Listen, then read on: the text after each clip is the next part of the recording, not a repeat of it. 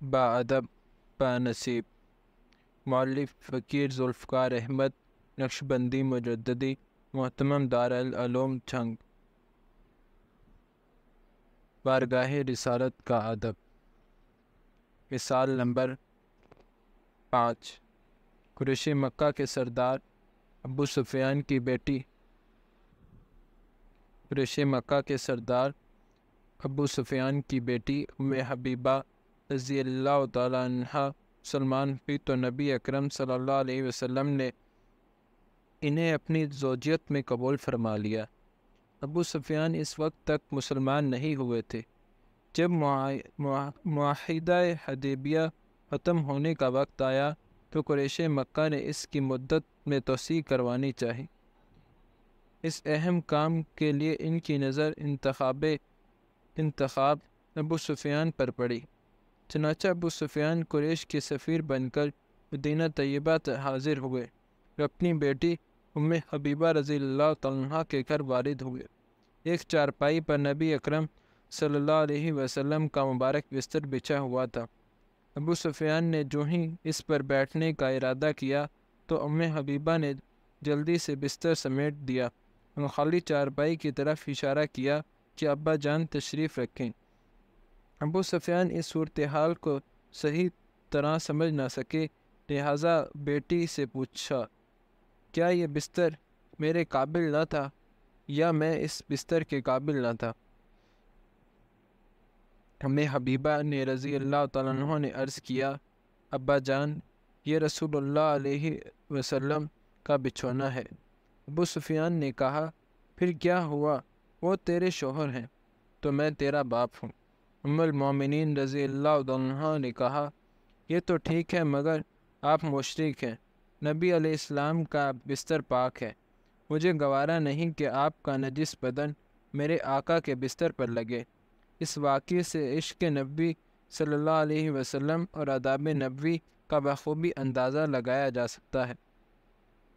مثال نمبر 6 مسجد نبوی صلی اللہ علیہ وسلم میں خطبہ دینے کے لیے لکڑی کا ایک ممبر بنایا گیا جس کے 3 درجے تھے۔ نبی اکرم صلی اللہ علیہ وسلم جب خطبہ دینے کے لیے سب سے اوپر کے درجے پر بیٹھتے تو درمیانی درجے پر پاؤں مبارک رکھتے۔ جب حضرت ابو بکر صدیق رضی اللہ عنہ خلیفہ بنے تو خطبہ دینے کے لیے درمیانی درجے پر بیٹھتے جبکہ پاؤں مبارک نچلے درجے پر رکھتے۔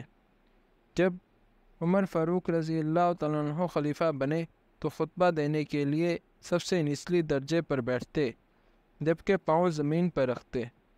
جب حضرت عثمان غنی رضی اللہ تعالیٰ عنہ کا دور آیا تو انہوں نے ممبر شریف کے درجات زیادہ کر دیے۔ جب خطبہ دینے کی ضرورت پیش آتی تو آپ زیادت کے پہلے درجے پر کھڑے ہوا کرتے تھے۔ خلفائے راشدین کا یہ عمل ادب کے معاملے میں سند رکھتا ہے۔ مثال نمبر 7 نبی اکرم صلی اللہ علیہ وسلم پر وصال مبارک سے پہلے مرض کا غلبہ ہوا تو آپ نے حکم فرمایا کہ ابو بکر صدیق مسجد میں نمازوں کی امامت کروائے۔ چنانچہ حضرت ابو بکر کو نبی اکرم صلی اللہ علیہ وسلم کی حیات مقدسہ میں 17 نمازیں پڑھانے کا شرف نصیب ہوا۔ وصال مبارک سے 2 روز قبل حضرت ابو بکر صدیق رضی اللہ عنہ نماز سے ظہر کی امامت کروا رہے تھے۔ نبی اکرم صلی اللہ علیہ وسلم شدید علالت کے باوجود حضرت علی رضی اللہ تعالیٰ عنہ اور حضرت عباس رضی اللہ تعالیٰ عنہ کے کندھوں کا سہارا لے کر جماعت میں شمولیت کے لیے مسجد تشریف لائے۔ حضرت ابو بکر کو جب اندازہ ہوا کہ سید المرسلین تشریف لائے ہیں تو وہ دوران نماز مصلی سے پیچھے ہٹے۔ نبی اکرم صلی اللہ علیہ وسلم نے ہاتھ مبارک سے اشارہ فرمایا، پیچھے مت ہٹو۔ پھر نبی علیہ السلام حضرت ابو بکر کے برابر بیٹھ کر نماز ادا فرمانے لگے۔ حضرت ابو بکر نبی اکرم صلی اللہ علیہ وسلم کی اقتداء کرتے اور دوسرے تمام صحابہ حضرت ابو بکر صدیق کی اقتداء کرتے اور اس طرح یہ نماز مکمل ہوئی۔ نماز سے فراغت حاصل ہونے پر نبی کریم صلی اللہ علیہ وسلم نے حضرت ابو بکر سے پوچھا کہ آپ دوران نماز پیچھے کیوں ہٹے؟ حضرت ابوبکر نے فرمایا، ابو قحافہ کے بیٹے کو زیب نہیں دیتا کہ رسول اللہ صلی اللہ علیہ وسلم کے آگے نماز پڑھے۔ حضرت ابوبکر صدیق رضی اللہ تعالیٰ عنہ نے اپنے عمل کے ذریعے یہ ثابت کر دیا کہ صحابہ کرام اجمعین کے فرمان الہی پر کس بے ساختگی سے عمل کرتے ہیں۔ مثال نمبر 8۔ ایک مرتبہ حضرت فضیلہ بن عبید اسلمی رضی اللہ تعالیٰ عنہ اور حضرت ابن ورا رضی اللہ تعالیٰ عنہ تیر اندازی میں باہم مقابلہ کر رہے تھے۔ کسی وجہ سے نبی اکرم صلی اللہ علیہ وسلم کا وہاں سے گزر ہوا۔ آپ نے ان دونوں کو تیر اندازی میں مشغول دیکھا۔ پھر آپ نے حضرت فضیلہ سے فرمایا، اے بنی اسماعیل، تم تیر اندازی کرو، چونکہ تمہارا باپ تیر انداز تھا، تم تیر پھینکتے جاؤ، میں ابن ورا کے ساتھ ہوں۔ یہ الفاظ سنتے ہی حضرت فضیلہ رضی اللہ تعالیٰ عنہ نے کمان رکھ دی۔ عرض کیا، یا رسول اللہ صلی اللہ علیہ وسلم، اگر آپ ابن ورا کے ساتھ ہیں تو ادب کی بنا پر میں مقابلے میں تیر نہیں پھینک سکتا۔ یعنی مقابلے کا لفظ برابری کے زمرے میں آتا ہے، مجھے کہاں زیب دیتا ہے کہ میں آپ کی برابری کروں، اور گو کہ وہ تیر پھینکنے ہی میں کیوں نہ ہو۔ مثال نمبر 9۔ حضرت حذیفہ رضی اللہ تعالیٰ عنہ فرماتے ہیں کہ جب ہم رسول اللہ صلی اللہ علیہ وسلم کے ساتھ دسترخوان پر حاضر ہوتے تو اس وقت تک طعام کو ہاتھ نہ لگاتے جب تک نبی علیہ السلام شروع نہ فرماتے۔ چونکہ آقا کی موجودگی میں غلام کا کسی کام میں پہل کرنا بے ادبی سمجھی جاتی ہے، اس لیے صحابہ کرام رضی اللہ تعالیٰ عنہ اجمعین کھانا کھانے میں بھی پہل نہ کریا کرتے تھے۔ حضرت ابو محذورہ۔ مثال نمبر 10۔ حضرت ابو محذورہ رضی اللہ تعالیٰ عنہ کے سر کے سامنے کے حصے میں بالوں کا اس قدر لمبا گچھا تھا کہ جب آپ رضی اللہ تعالیٰ عنہ زمین پر بیٹھ کر اپنے بال کھولتے تو وہ بال زمین سے لگ جاتے۔ ایک مرتبہ کسی نے پوچھا کہ آپ رضی اللہ تعالیٰ عنہ ان بالوں کو کٹوا کیوں نہیں دیتے؟ آپ نے جواب دیا، میرے ان بالوں کو نبی اکرم صلی اللہ علیہ وسلم نے ایک مرتبہ پیار سے پکڑا تھا، اس کے بعد میں انہیں کٹوانا چھوڑ دیا۔ بے شک ادب کی انتہا دیکھیے، عشق و ادب کی انتہا دیکھیے۔ اگر آپ عام آدمی ظاہری نظر سے دیکھے تو اس سے یہ بات معمولی نظر آئے گی، مگر آداب و اکرام کی حدود میں بڑی وسعت ہے، یعنی انسان کو اس کے نصیب کے بقدر حصہ ملتا ہے۔ نبی اکرم۔ مثال نمبر 11۔ نبی اکرم صلی اللہ علیہ وسلم جب ہجرت فرما کر مدینہ منورہ میں رونق افروز ہوئے تو حضرت ابو ایوب انصاری کے مکان پر قیام فرمایا۔ اس مکان کی 2 منزلیں تھیں۔ حضرت ابو ایوب انصاری رضی اللہ تعالیٰ عنہ میں اہل و عیال اوپر والی منزل میں ٹھہرے، جبکہ نبی اکرم صلی اللہ علیہ وسلم نچلی منزل میں قیام پذیر ہوئے۔ حضرت ایوب انصاری رضی اللہ تعالیٰ عنہ رات کے محو خواب تھے کہ اچانک آنکھ کھلی۔ دل میں خیال آیا کہ نبی اکرم نیچے ہیں اور میں اوپر ہوں، یہ تو صریحہ بے ادبی ہے۔ چنانچہ بستر سے اٹھ کر کمرے کی دیوار کے ساتھ چپک کر کھڑے رہے حتیٰ کہ صبح ہو گئی۔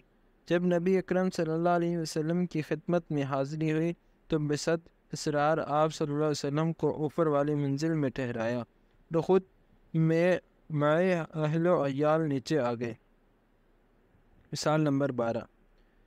در منصور کی روایت ہے کہ ایک مرتبہ حضرت ابو ہریرہ رضی اللہ تعالیٰ عنہ کو غسل جنابت کی ضرورت پیش آئی۔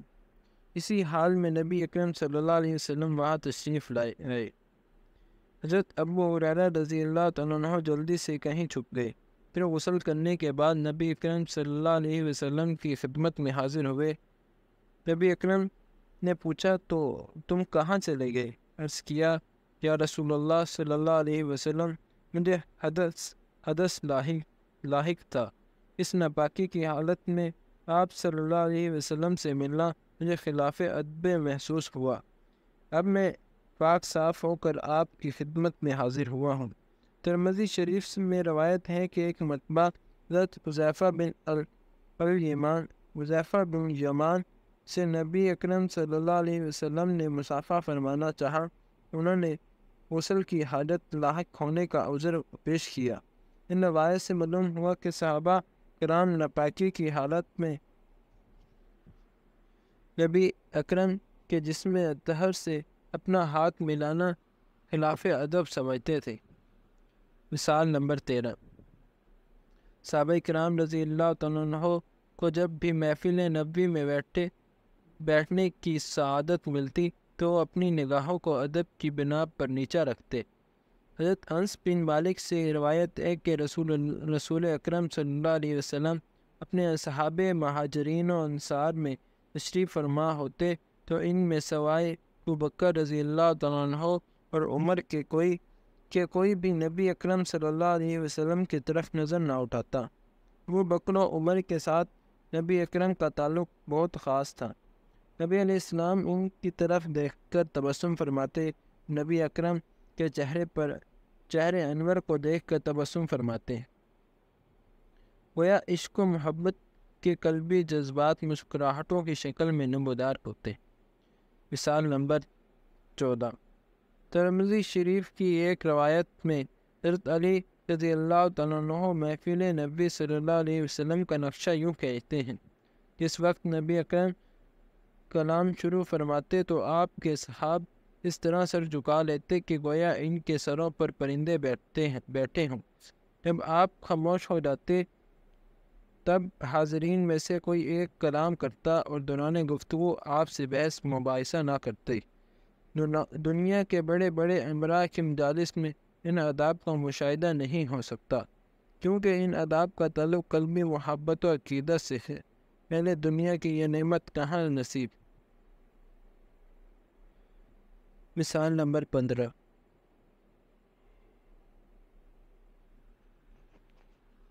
سیدنا صدیق اکبر کے والد محترم حضرت ابو قحافہ ابھی مشرف اسلام نہیں ہوئے تھے کہ ایک دفعہ انہوں نے نبی اکرم صلی اللہ علیہ وسلم کی شان میں کچھ نازیبا کلمات کہہ دیے۔ حضرت ابوبکر ان شائستہ الفاظ کو سن کر خود خفا ہوئے، حتیٰ کہ اپنے والد کے چہرے پر ایک زوردار تھپڑ رسید کر دیا۔ انہوں نے نبی اکرم سے شکایت کی تو نبی اکرم نے حقیقت احوال واقعی معلوم کرنے کی غرض سے ابوبکر سے پوچھا کہ آپ نے ایسا کیوں کیا؟ انہوں نے جواب دیا، یا رسول اللہ، اس وقت میرے پاس تلوار نہ تھی، ورنہ ایسے نازیبا کلمات کہنے پر میں ان کی گردن اڑا دیتا۔ اس پر جبرائیل علیہ السلام قرآن پاک کی یہ آیتیں لے کر نازل ہوئے۔ اللہ تعالیٰ پر قیامت کے دن پر ایمان رکھنے والوں کی تو اللہ اور اس کے رسول کے مخالفت کرنے والوں سے محبت رکھتے ہوئے ہرگز نہ پائے گا۔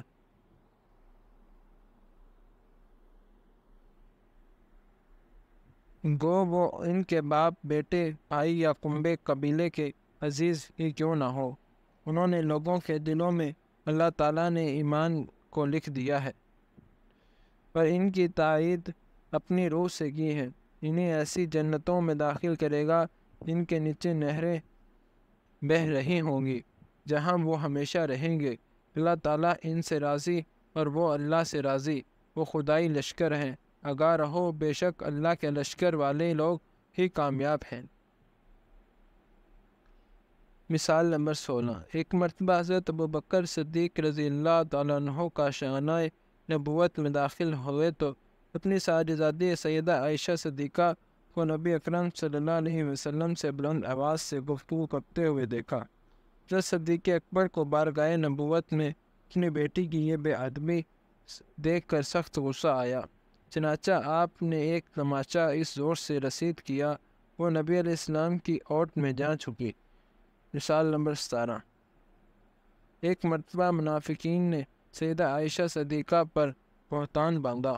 نبی اکرم حضرت ابوبکر کے مکان پر جب جلوہ افروز ہوئے اور سیدہ عائشہ سے مخاطب ہو کر ارشاد فرمایا، اگر تم اس تہمت سے بری ہو تو اللہ تمہارا برائے براءت کا اعلان فرما دیں گے، اور اگر تم سے کوئی لغزش ہو گئی ہے تو تم اللہ تعالیٰ سے استغفار کرو اور توبہ کرو، کیونکہ بندہ جب توبہ کر لیتا ہے تو اس کے سارے گناہ دھل جاتے ہیں۔ نبی اکرم صلی اللہ علیہ وسلم کا یہ فرمان سن کر سیدہ عائشہ صدیقہ نے اپنے والد محترم سے عرض کیا کہ میری طرف سے نبی اکرم کو جواب دے دیجیے۔ گو کہ حضرت ابوبکر صدیق کو اپنی بیٹی کی پاک دامنی کا یقین تھا، مگر ادب نبی صلی اللہ علیہ وسلم کی وجہ سے زبان نہ کھل سکی، صرف اتنا کہا، میں نہیں جانتا کیا کہوں۔ مثال نمبر 18۔ حضرت ابو ہریرہ روایت کرتے ہیں کہ نبی اکرم صلی اللہ علیہ وسلم ہم سے گفتگو فرماتے تھے، پھر جب آپ صلی اللہ علیہ وسلم کھڑے ہوتے تو ہم بھی ہزار ادب کھڑے ہو جاتے تھے۔ مثال نمبر 19۔ امام بخاری اپنی کتاب الادب المفرد میں نقل فرماتے ہیں کہ ایک مرتبہ دو شخص نبی اکرم صلی اللہ علیہ وسلم کی خدمت میں حاضر ہوئے اور آپ سے نبوت کی ظاہری نشانیوں کے متعلق دریافت کیا۔ جب نبی اقدس صلی اللہ علیہ وسلم نے نشانیاں بیان فرما دی تو انہوں نے نبی کریم صلی اللہ علیہ وسلم کے دونوں ہاتھوں اور پاؤں کو ادب و محبت سے بوسہ دیا تو کہا کہ ہم گواہی دیتے ہیں کہ آپ اللہ کے رسول ہیں۔ مثال نمبر 20۔ حضرت ذرہ رضی اللہ تعالیٰ عنہ روایت کرتے ہیں کہ وفد عبد القیس کے لوگ جب مدینہ آئے تو جلدی جلدی اپنی کجاؤں سے نکل کر نبی کریم صلی اللہ علیہ وسلم کے مبارک ہاتھوں اور پاؤں کو وفور محبت و ادب سے چومنے لگے۔ حضرت ابن عمر رضی اللہ تعالیٰ عنہ ایک مرتبہ مسجد نبی صلی اللہ علیہ وسلم میں تشریف لائے اور منبر نبوی پر جو جگہ نبی کریم صلی اللہ علیہ وسلم کے بیٹھنے کی تھی اسے ہاتھ سے مس کیا، تبرکاً اس ہاتھ کو اپنے چہرے پر پھیر لیا۔ مثال نمبر 22۔ حضرت عمر فاروق رضی اللہ تعالیٰ عنہ اپنے دور خلافت میں بیت المال سے بعض اصحاب رضی اللہ تعالیٰ عنہ کے روزینے مقرر کرنے لگے تو اپنے بیٹے حضرت عبداللہ بن عمر کے لیے 3000 درہم سالانہ مقرر کیے اور حضرت اسامہ بن زید کے لیے 3500 درہم مقرر کیے۔ حضرت عبداللہ بن عمر نے عرض کیا کہ اسامہ کا روزینہ آپ نے مجھ سے زیادہ کیوں مقرر کیا؟ فرمایا کہ اس کا باب تیرے باپ اور وہ خود تجھ سے زیادہ نبی اکرم صلی اللہ علیہ وسلم کو پیارے تھے۔ میں نے نبی کریم صلی اللہ علیہ وسلم کے پیارے کو اپنے پیارے پر فوقیت دی۔ عشق نبی اور ادب نبی صلی اللہ علیہ وسلم کی یہ کتنی درخشندہ مثال ہے۔